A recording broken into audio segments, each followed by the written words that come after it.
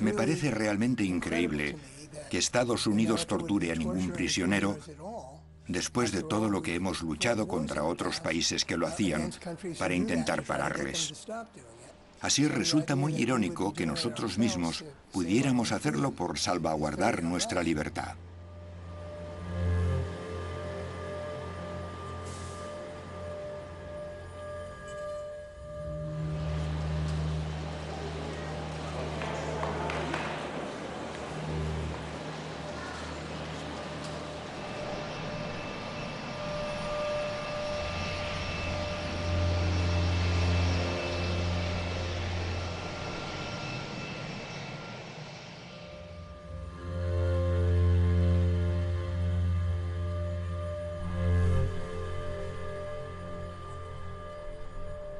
Christopher se dirige en primer lugar a Chicago, donde quiere encontrarse con un soldado que prestó servicio como vigilante en la cárcel de Guantánamo durante 9 meses. Chris Aren tenía solo 19 años cuando fue testigo de cómo se torturaba con música a los prisioneros. Al final abandonó el ejército y empezó a criticar públicamente sus métodos. Ahora, a los 23 años, es un desempleado sin techo.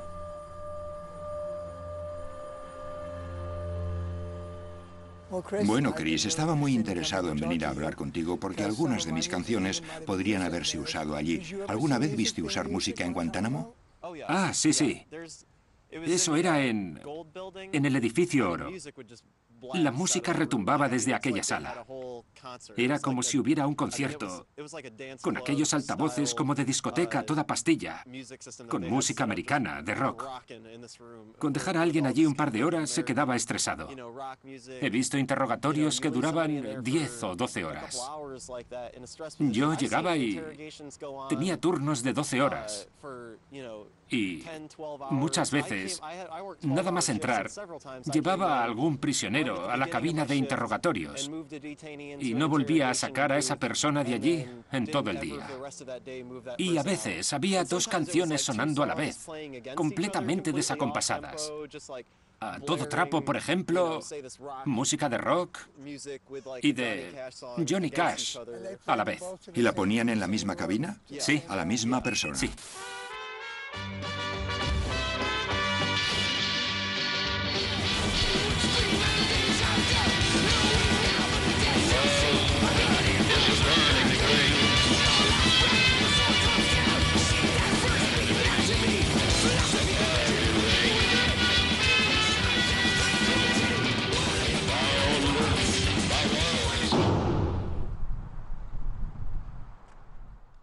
Todo el tema de los interrogatorios parecía de locos.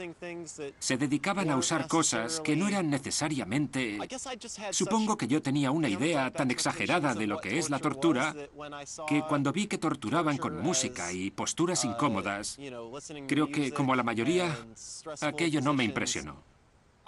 Creo que le tuve que dar muchas vueltas a aquello para entender que eran torturas.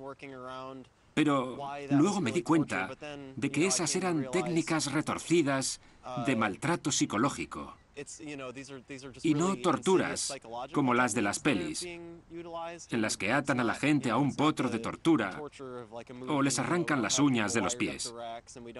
Lo que hacíamos era dejarles en una postura muy incómoda en el suelo, pasando frío durante horas y horas, oyendo a todo trapo una música que odiaban por motivos culturales.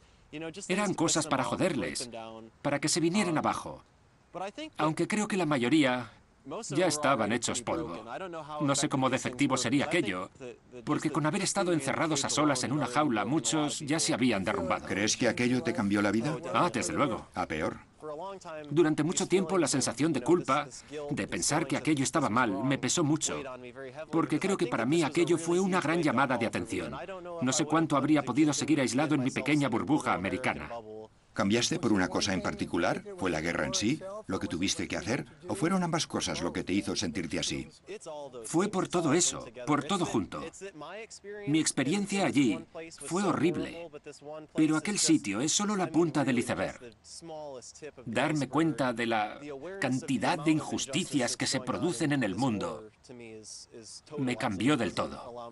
No me dejaba pensar en otra cosa.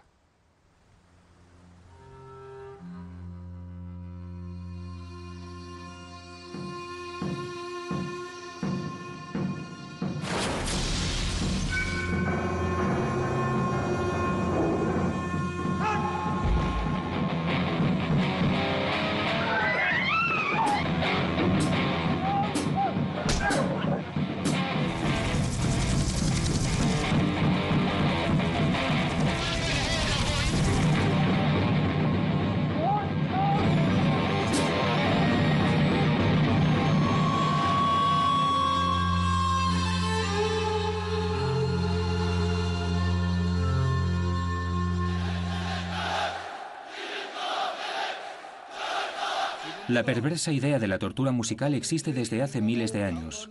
Pero los coreanos y los chinos fueron los primeros en usar sistemáticamente la música como arma psicológica durante la Guerra de Corea de principios de los años 50. Corea del Norte y China lucharon contra Corea del Sur y Estados Unidos durante 3 años. Capturaron a más de 7.000 norteamericanos y muchos de ellos fueron torturados. La idea de usar la luz y sonido en los interrogatorios fue en realidad de los norcoreanos y los chinos durante la Guerra de Corea. Se le llamaba lavado de cerebro. Se usó muchísimo en aquel momento. Supongo que desde entonces se ha extendido la creencia de que la música puede ser útil al hacer interrogatorios. Tras la Guerra de Corea, en la Universidad McGill se realizaron experimentos para entender mejor los métodos empleados por los chinos. Los científicos inyectaron drogas a los sujetos de investigación para mantenerlos despiertos durante días y les acribillaron con música. Los efectos fueron devastadores.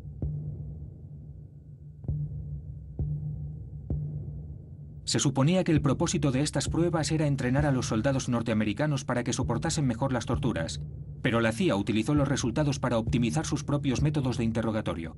Los documentos del Servicio de Inteligencia norteamericano demuestran que aquel programa contra la tortura acabó proporcionando un manual para torturadores, en un alarde de cinismo.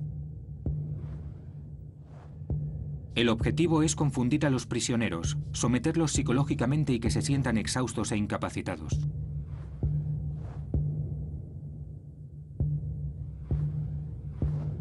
Dos de las herramientas favoritas eran el ruido y la música a gran volumen. La CIA autoriza interrogatorios de hasta 72 horas, bajo sonidos ensordecedores que hagan imposible dormir.